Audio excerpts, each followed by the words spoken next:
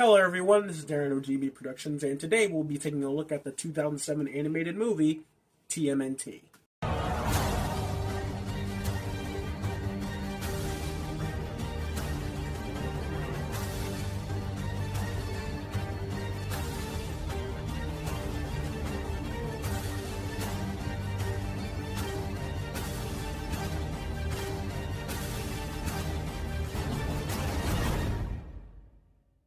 TMNT is an animated film released in 2007 and serves as a pseudo-sequel slash reboot to the 90s TMNT trilogy.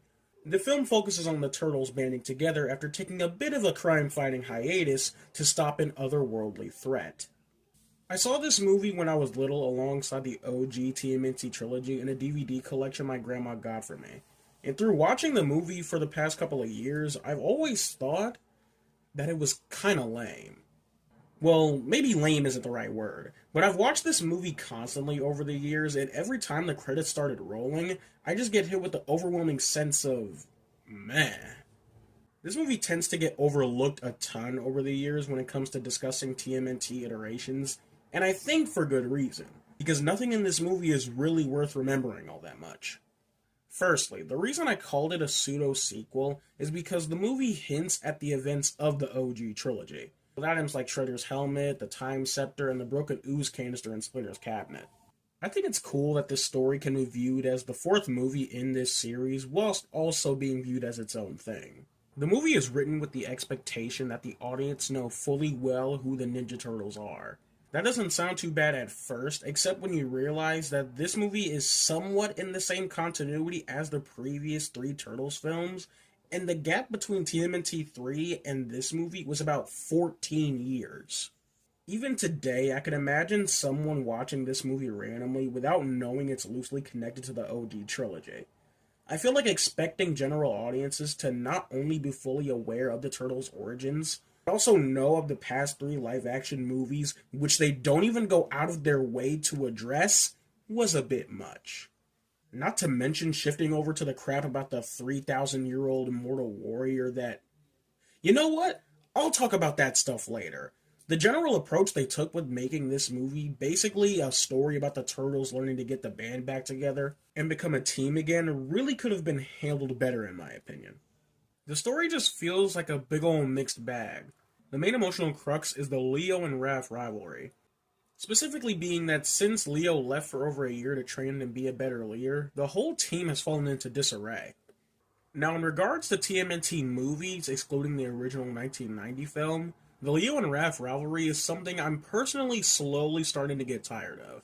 But in the movies, they kind of feel a little contrived in order to force some conflict only for them to come together in the end. I bring that up to say that even if this movie does things better than others, this storyline kind of falls into that same category.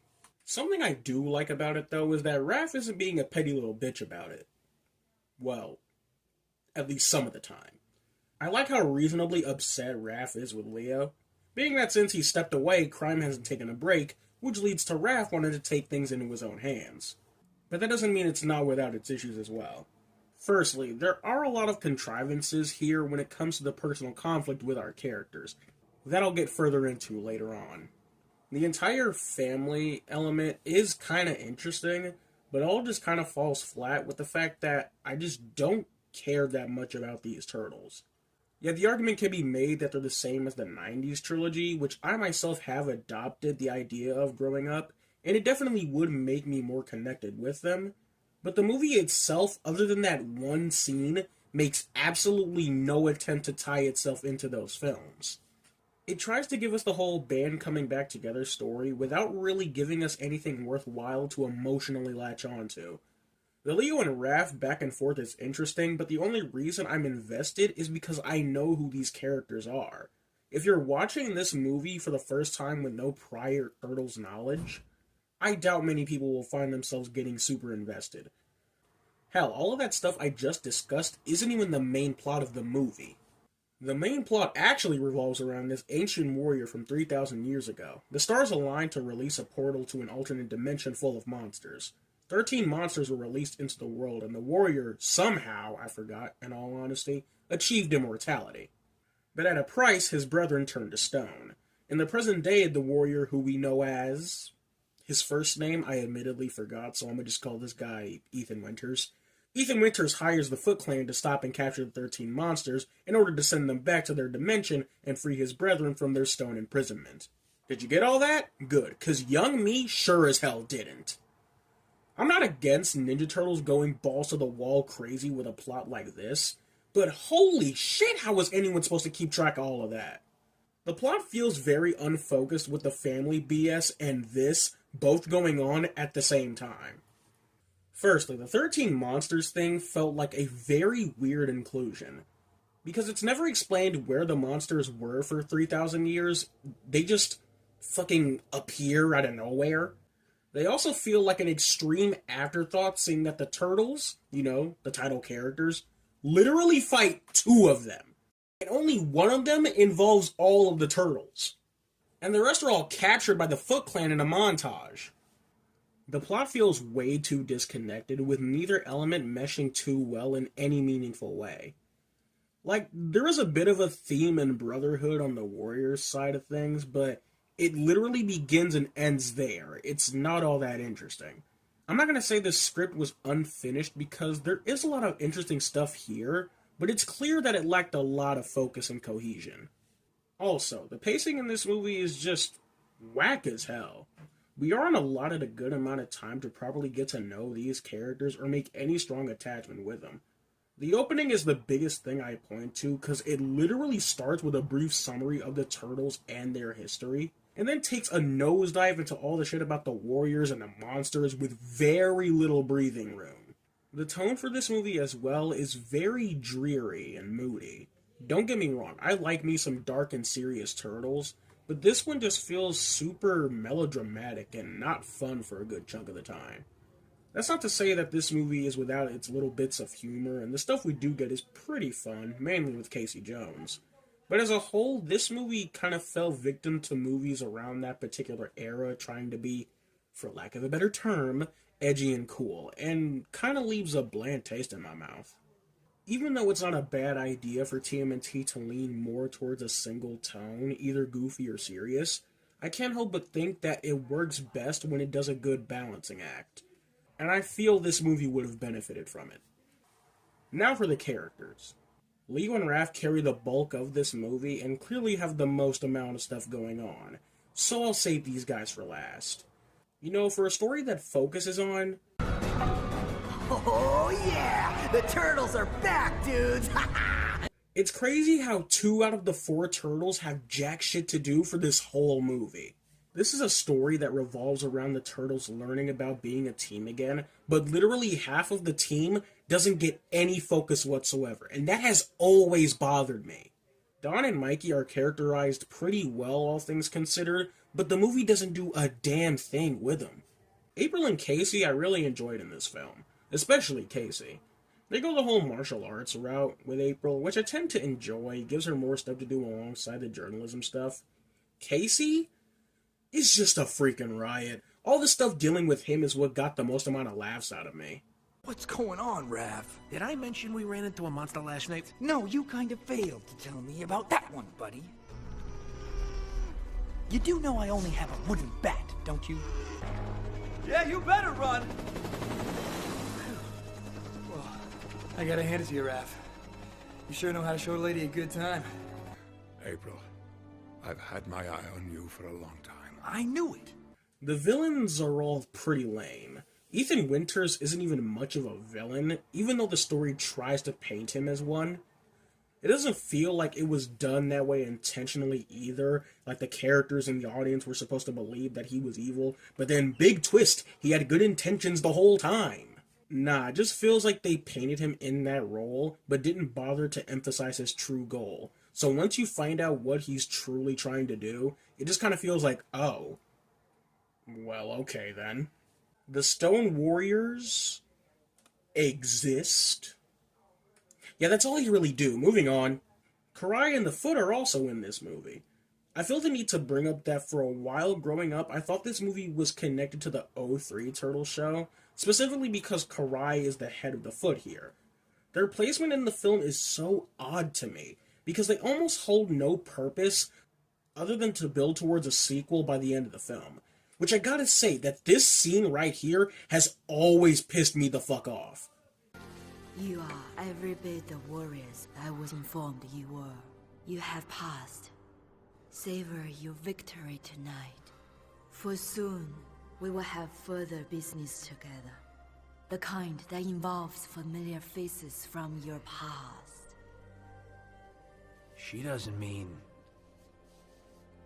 This is probably one of the worst attempts at sequel bait that I have ever seen in a movie. That was just painful. I think they were absent for a good chunk of the movie, and I low-key forgot they were in it until they reappeared. They feel like such an unimportant element. I also feel the need to say that if this truly was connected to the OG films, I think there should have been more emphasis on the Foot's return and their mysterious new leader. Hell, the Turtles only really addressed the Foot Clan once, and it's in one scene. Alright, now let's talk about these two. Leo and Raph clearly have a lot going on, so let's start with Leo. Leo going on a journey to become a better leader is something that sounds good on paper, but in terms of the way it's executed, it leaves the stuff revolving around the main conflict feeling mishandled. Firstly, Leonardo in this movie is a self-righteous, hypocritical dickhead. Not even in a charming or endearing way, but in a way that's just annoying as hell. He's periodically going on these little rants about the Night Watcher and how he's a problem, and that he for some reason has a problem with vigilantism. Even though that's exactly what he himself and his brothers do. Seriously, how is the Night Watcher doing anything differently from what the Turtles would regularly do? It's not like he's roughing up criminals like Casey usually does when the Turtles first run into him. Since the Night Watcher is literally Raphael in disguise, there is no reason for Leo to be as against this as he is. It makes it worse when the writers try their hardest to convey that Leo is in the right, when he really fucking isn't. Oh, and this qualifies as just fine? Dressing up like it's Halloween every night? Risking the safety of our family? I mean, come on, what were you thinking? That line always pissed me off as a kid because it doesn't make a lick of sense. How the fuck is doing what the hell you guys have been trained to do your whole lives suddenly risking the safety of your family? I gotta keep it a whole beanstalk with y'all. '07 Leo may just be one of my least favorite interpretations of this character. You ever watch a movie or TV show where the writers try their damnedest to convince you that a certain character's in the right, but if you think about it for like more than 2 seconds, they're clearly not, and the writers are just making the character seem obnoxious and annoying as hell? Yeah, that's Leonardo in this movie. Raphael and the route they take with him, I actually really enjoyed. The whole Night Watcher thing I find to be cool as hell. Yeah, it has him doing the whole lone wolf thing, which, yeah, is to be expected. It's a part of Raph's character. But like I expressed earlier, it's one of those things I'm personally starting to care less and less for as time goes on. The conflict between the two brothers sounds interesting on paper, but on the Leo side of things, we could have done a bit better with why he thinks the way he does. I'm getting a bit ahead of myself here, but I gotta say the fight between these two on the rooftop was amazing. Easily one of the best things this franchise has done. But it kind of creates a Batman v Superman effect where, yeah, what we're seeing is cool, but once you stop to think about why both parties are fighting, it starts to make less sense and almost feels a little forced. The cast for this movie is actually fantastic. All of them play their parts particularly well. This film does have a bit of the whole casting of popular celebrities for the voices, but regardless, they're all pretty good. Patrick Stewart plays Ethan Winters, and it was admittedly distracting as hell, because despite him doing a good job, you never get past the fact that it's Patrick Stewart and not an actual character. I've always known that you'd be the one to help me find my way home. And thank you, brothers. You've made a very old man very, very happy. Unfortunately, that same thing kind of applies to Sarah Michelle Gellar's April O'Neil as well. I love me some Sarah Michelle Gellar, but on this most recent rewatch, I couldn't get Daphne from Scooby-Doo out of the back of my mind. The legend of Yaddle. It can't be. was just a myth. A scary story locals told kids around a campfire. Fortunately, this complaint stops with Chris Evans as Casey freaking Jones. Not only was he unrecognizable, at least to me, I just think he freaking kills it. I'm not trying to tell you what to do. I'm just saying that if it was my brother, I'd find a way to work it out. But that's just me. I got my own issues, you know? Like back at home with April. There's this whole thing about settling down that makes me miss the old times. I don't know if I can be the grown-up she needs me to be. Fortunately, Splinter and the Turtles are all performed by professional voice actors. Mikey Kelly does a pretty good job as Michelangelo. I remember how they used to feel, busting up crime syndicates. Sure, they had a bunch of guns, but they weren't like these guns. Mitchell Woodfeld also does a really good job as Donatello. If you ask me, guys, this has Winter's name written all over it. How do you figure that, Donnie? Yeah. Because this has Winter's name written all over it. James Arnold Taylor, who most may know as Johnny Test or Ratchet from the Ratchet & Clank series, may just very well be my favorite Leonardo voice. We're not going anywhere until we get Splinter's blessing. You're gonna stand here and quote a rulebook to me that you ain't been following for a year? Look, Raph, if you've got something you want to get off your shell, now's the time. But I'm not gonna stand here and debate Splinter's direct orders with you. Nolan North as Raphael. Look, I have yet to properly express this on the channel, but I love Nolan North as a voice actor. Deadpool. Nathan freaking Drake. Some third option that I can't think of right now. One of my personal favorite voice actors voicing my favorite Ninja Turtle. Oh, this shit was a done deal. He was absolutely amazing. Whoever said I wanted to be led? I'm better off calling my own shots now. Get used to it. Splinter in this movie is voiced by Mako, aka Uncle Iroh, and Samurai Jack's Aku. This being his last performance before his passing. His Splinter, I feel, is an acquired taste. In some scenes, I think he sounds fine. But you must realize that while at times you may not be my favorite student, it does not mean that you are my least favorite son. You are strong, passionate, and loyal to a fault. These are the merits of a great leader as well, but only when tempered with compassion and humility. But in others, not so much. Why couldn't you send him away for training? Donatello, this home has become like an empty shell. Each of your brothers has strengths and weaknesses. You must learn to be strong when they are weak. If you don't learn to recognize this, then all hope is lost for our family. I, though, for the most part, enjoyed his performance. The animation in this movie for 2007 is pretty damn good. It isn't breathtaking by any means, but it ain't bad either.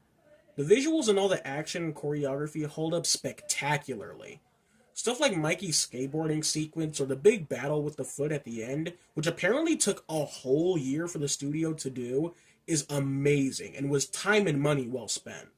And of course, the Raph and Leo rooftop fight is freaking phenomenal. Everything from the lighting, the choreography, the rain is just so freaking cool. Kinda makes me wish the story surrounding it wasn't pretty fucking lame. The overall art style is fine. I really dig the Turtles' designs for the most part. They look like what 3D models would look like, taking inspiration from the OG Mirage designs. The other characters I'm not really big on. I'm not a fan of Splinter's Chester the Cheetah design, and the humans just look kinda off to me. And I just can't get into it. And this guy especially just looks really fucking weird. I can't help but feel this particular style would have looked way better if translated to 2D rather than 3D. Imagi Studios, the studio that worked on this film, was very small back then, and I don't really know if doing a 2D film was in the cards for them, but it is something worth thinking about. This movie was just alright. I know in the past couple of years, people have been singing this movie's praises as an underrated gem, and I just don't see it. The story feels like two halves of an interesting story haphazardly put together, and its result just makes the plot as a whole feel kinda boring and forgettable. When I see people praise this movie, I mostly see it comes from the family, Leo and Raph stuff, and not the main crux of the plot being the Stone Warriors and shit. Which I can kind of understand. It could be a situation where the good for some outweighs the bad, and while I don't agree, I can understand that. But to me, as a complete package with what this story entails, I can't entirely get behind it. The Storm Warriors stuff is boring as hell, and the Raph and Leo team stuff is interesting, but the conflict does feel a tad contrived. The characters all feel kinda bland and boring. Not necessarily bad, just don't really have a lot going on. The animation still holds up extremely well, but the art style, specifically on the humans, I can't really get behind either. Like I said, this movie as a whole is just okay. I personally don't consider it underrated, but I'm glad more people are able to enjoy it. But I do have to say this, I respect everybody's opinion and all that kind of stuff. I have a few friends of mine who have been singing this movie's praises for, I want to say, years now, and these next few statements only go out to them, alright? So for everybody else, like, you know, I respect your opinion, if you enjoy this movie, whatever. But to my friends specifically, this movie is mid as all living hell, and you have terrible taste in the media you consume. I mean, seriously, this is the TMNT movie you choose to gas up? Seriously? Like, if it was something like Secret of the Ooze, or like Out of the Shadows, I wouldn't agree if you chose to gas those ones up, but I'd somewhat understand. But this one? This right here, it's nothing. It's literally nothing. I mean, this right here is literally the epitome of a nothing burger. Like, come on, y'all. Get it together. So, if you agree or disagree with anything I've said in this video, let me know right down there in the comments below. Also, be sure to like and subscribe. This is Darren of GNB Productions, and take care.